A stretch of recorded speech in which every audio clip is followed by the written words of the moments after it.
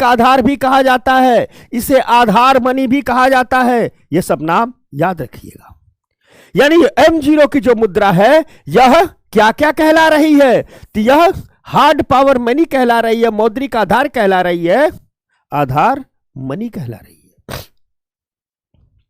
तो देखते हैं भाई कि इस M0 में है क्या क्या। तो जो ये M0 है इसमें देखते हैं कि सर्कुलेशन में जो करेंसी है, सर्कुलेशन में करेंसी का मतलब जो पैसा हमारे आपके पास फ्लो हो रहा है, किसी के पर्स में फ्लो हो रहा है, किसी के घर में रखा हुआ है, किसी के दुकान के गल्ले में रखा हुआ है, किसी के शोरूम में रखा हुआ है, यही क्या है? यही फ्लो में होने वाली करेंसी है। तो जो करेंसी सर्कुलेशन में है उसे हम क्या कहते हैं? M0 कहते हैं।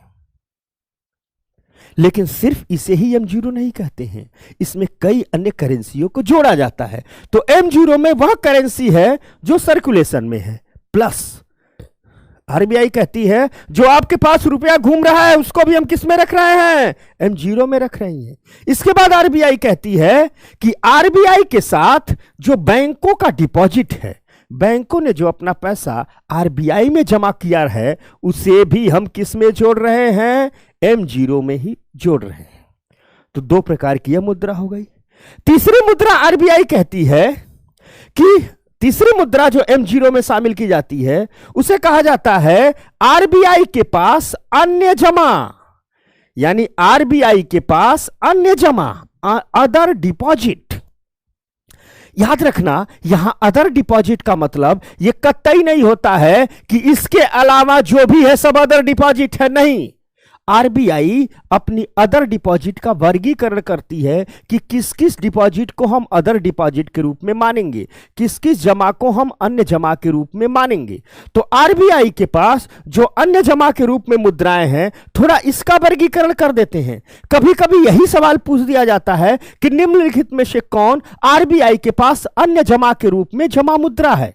कभी कभी यही सवाल पूछ दिया जाता है। तो आइए हम देखते हैं कि आरबीआई किस मुद्रा को अन्य जमा के रूप में कहती है, किस पैसे को वो अन्य जमा के रूप में अपने खाते में बैलेंस शीट में दिखाती है। तो अन्य जमा के रूप में आरबीआई कहती है कि जितनी भी अर्ध सरकारी जमाएं हैं, जैसे जो पैसा प्राथमिक डीलरों और अन्य वित्तीय संस्थानों के पास है, उसे हम क्या कहेंगे? अर्ध सरकारी जमाएं हैं। अब यहां मैं ये नहीं समझाऊंगा कि प्राथमिक डीलरों के पास पैसा कहां से पहुंचा, वित्तीय संस्थानों के पास पैसा कहां से पहुंचा, सिर्फ फैक्ट पर बात करेंगे।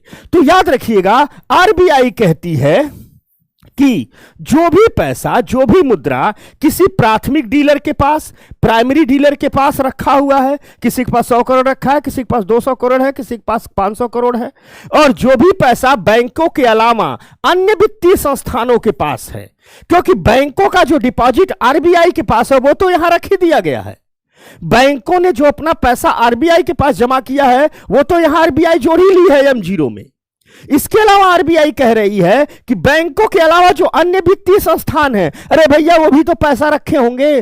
तो जो अन्य वित्तीय संस्थान हैं और जो प्राइमरी डीलरों के पास पैसा है वह किस में आ जाता है? अर्ध सरकारी जमाओं में। और अर्ध सरकारी जमा किस में गणना की जाती है? अन्य जमा में। दूसरी चीज, जो विदेशी केंद्रीय बैंक है, आरबीआई क्या करती है कि आरबीआई के पास जो पैसा होता है वो हमेशा अपने यहां नहीं रखती है। ऐसा नहीं कि अपने गोदाम में बहुत नोट रखी हुई है, थोड़ा सा रखती है, देखते रहती है। अच्छा वहां लंदन वाला बढ़िया ब्याज दे रहा है तो लंदन वाले बैंक में जमा कर दो, अमेरिका वाला बढ़िया ब्याज दे रहा है तो अमेरिका वाले में जमा कर दो। तो आरबीआई अपना पैसा विदेशी केंद्रीय बैंकों में भी जमा करती है। जो विदेशी केंद्रीय बैंकों में पैसा जमा है उसे भी M0 में ही शामिल किया जाता है। M0 में क्यों शामिल किया जाता है? क्योंकि उसे अन्य जमा के रूप में आरबीआई वर्गीकृत करती है। साथ साथ सरकार के खाते में भी कुछ पैसा होता है। केंद्र सरकार का अकाउंट है, राज्य सरकार को अकाउंट है, तो सरकार के नगर पालिकाओं का अकाउंट है, तो सरकार के खातों में जो पैसा जमा होता है उसे भी अन्य जमा के रूप में ही आरबीआई वर्गीकृत करती है। इसके अलावा आप सुने होंगे कि अंतर्राष्ट्रीय मुद्रा कोष IMF, इसमें कुछ पैसा रखा जाता है। IMF के अलावा कुछ अन्य एजेंसियां हैं, इनके खाते में भी पैसा जमा किया जाता है। जैसे IMF में कुछ पैसा जमा कर दिया, वह भी आरबीआई कहती है इसे हम अन्य जमा के रूप में वर्गीकृत कर रहे हैं। ब्रिक्स बैंक में कुछ पैसा रख दिया, एशियन डेवलपमेंट बैंक में कुछ पैसा रख दिया, तो अन्य संस्थाओं में भी आरबीआई जो पैसा रख रही है, ब्याज कमा रही है, उसको भी अपनी अन्य जमा के रूप में वर्गीकृत कर रही है। तो ये कहानी को थोड़ा हम तोड़ते हैं, इस कहानी को थोड़ा हम तोड़ते हैं। तो पहले हम ये समझ लिए कि अन्य जमा क्या है। पहले हम अब उल्टा चलते हैं, पहले हम ये समझें कि अन्य जमा, आरबीआई के पास जो अन्य जमा होती है वह क्या होती है, क्योंकि एक सवाल इसी से बन जाता है, 3 ऑप्शन ये देगा, चौथा कुछ और दे देगा। तो आरबीआई के पास वो जो अन्य जमा है उसमें 3 प्रकार की जमाएं होती हैं।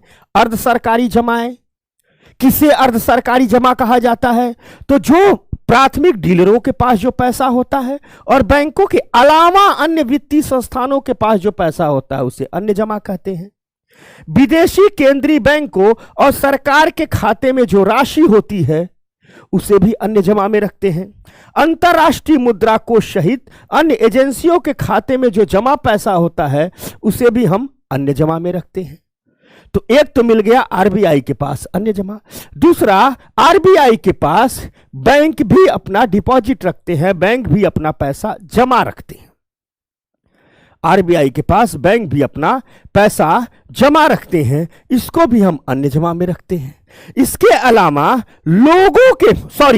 आरबीआई के पास बैंक अपना पैसा जमा रखते हैं, इसका भी कैलकुलेशन करती है।